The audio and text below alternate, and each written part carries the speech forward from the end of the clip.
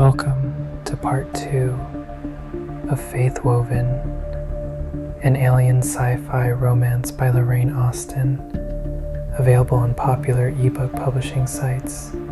You'll find the author link in the description. So you want my knowledge? Fine. What about my freedom? My life on Earth? What about my family and friends? Leah's voice trembled slightly, and she took a deep breath to steady herself. I can't just forget about them, stay here indefinitely. Turon's expression grew somber. I understand your concern, Leah, I truly do. But right now, your safety and well-being are our top priorities. Until we can ensure your safe return to Earth, it would be irresponsible to let you leave. Leah's eyes widened. Wait, you're saying I can't go home? That's not acceptable, Leah countered, her voice rising. She couldn't believe what she was hearing. She had a life on Earth, people who cared about her. She couldn't just be held here indefinitely. Turon held up his hands in a peaceful gesture. I did not say you could not go home.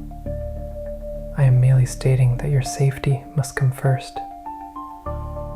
We do not yet understand the full extent of the technological gap between our worlds, nor the potential repercussions of your return. Leah's mind raced, trying to find a way to make him understand. Turon, I appreciate the concern for my safety, but I can't just be held here indefinitely. I have a life on Earth, people who care about me. I need to at least try to get back to them. Turon's expression turned pensive, his eyes reflecting the strange dual sunlight.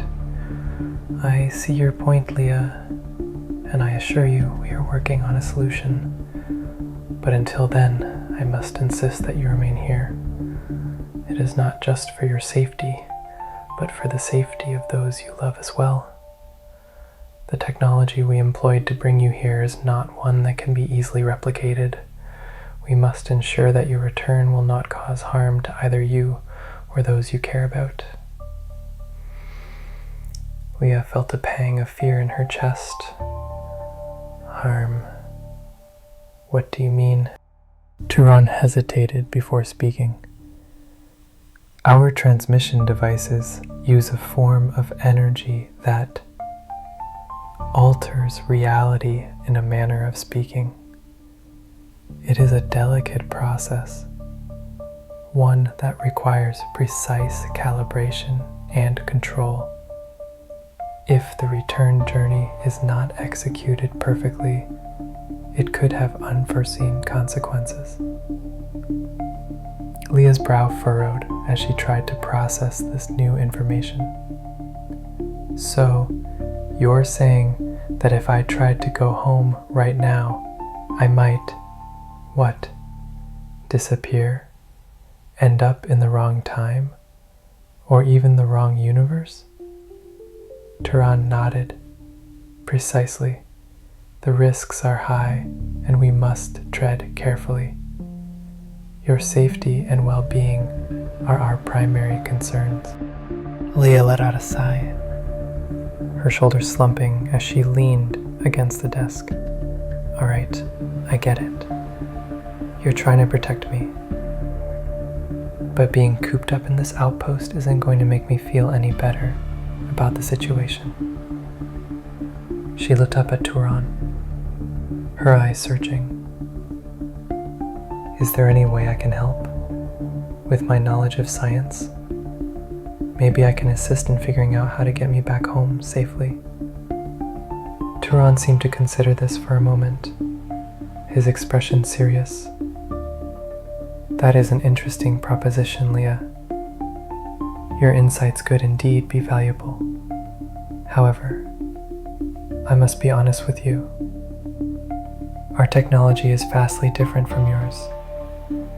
Your understanding of the fundamental principles may be limited by the scope of your earthly knowledge. Leah's brow furrowed as she tried to process this new information. So, you're saying that if I tried to go home right now, I might, what? Disappear? End up in the wrong time? Or even the wrong universe? Turan nodded. Precisely.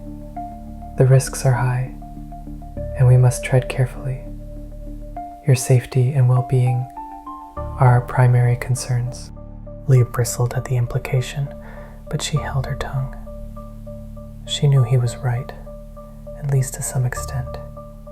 The technology she had seen so far was far beyond anything she had encountered on Earth. She knew she had a lot to learn, but she also believed in her own capabilities.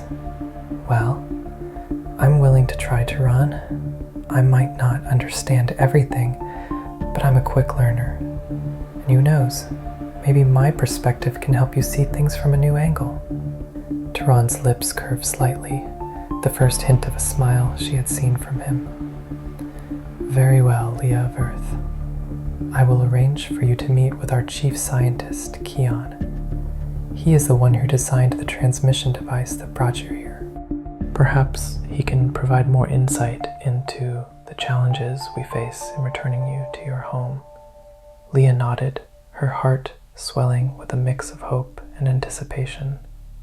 She was finally going to meet someone who might understand the science behind her abduction, and maybe, just maybe, help her find a way back home.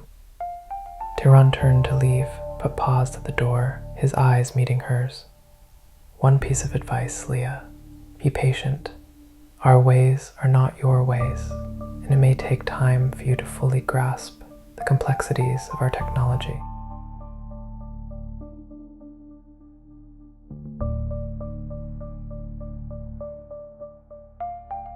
Turan and Leah had begun their journey to Turan's home village for Leah to speak to their technology expert, Keon, about contributing her ideas for their travel technology.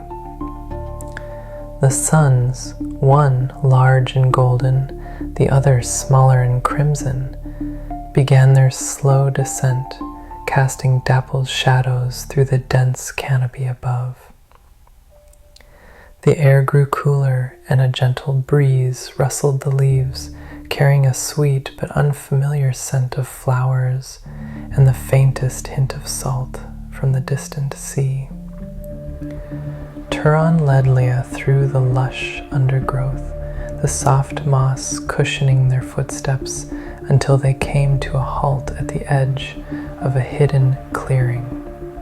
There, a breathtaking waterfall cascaded over jagged rocks, creating a shimmering curtain of water that fed into a crystal-clear pool. The iridescent hues of the water seemed to dance in the dappled light, casting kaleidoscopic patterns on the surrounding foliage. "This is beautiful," Leah breathed, her eyes wide with wonder. She felt a sense of awe and tranquility as she took in the scene. It was a stark contrast to the metallic corridors of the outpost, and a reminder that despite her circumstances, there was still beauty to be found in this world. Turan nodded, a soft smile playing on his lips. "It is one of my favorite places," he admitted, "a sanctuary, away from the noise and bustle of the outpost." Leah nodded in agreement, her gaze still fixed on the waterfall. "It's amazing," she murmured, her voice barely above a whisper. She took a step closer, letting the cool mist of the waterfall kiss her face. It felt refreshing, invigorating, and she closed her eyes, breathing in the scent of damp earth and distant rain. Turan watched her for a moment before speaking again. "Keon will be here soon. He likes to come here, to think, to be inspired by the natural beauty of our world. Turan's voice was soft, respectful, as if he were speaking of a sacred place. Leah opened her eyes, turning to face him. Kian, your chief scientist? Yes, he is a man of great intellect and great passion. He is special. Leah raised an eyebrow, a small smile playing on her lips. Special, huh? That sounds intriguing. Turan's expression turned thoughtful. It is not a word we use lightly. On Alira, the path to becoming a scientist is one of sacrifice and dedication. Kian has walked that path with unwavering commitment. Turan's voice held a note of pride and admiration. Before Leah could respond, the sound of approaching footsteps echoed through the clearing. Both she and Turan turned to see a figure stepping into the dappled light, his bronze skin glistening with a fine sheen of sweat. His tunic clung to his muscular frame, and his hair, a darker shade of bronze than Turan's, was tied back in a loose tail that cascaded down his back.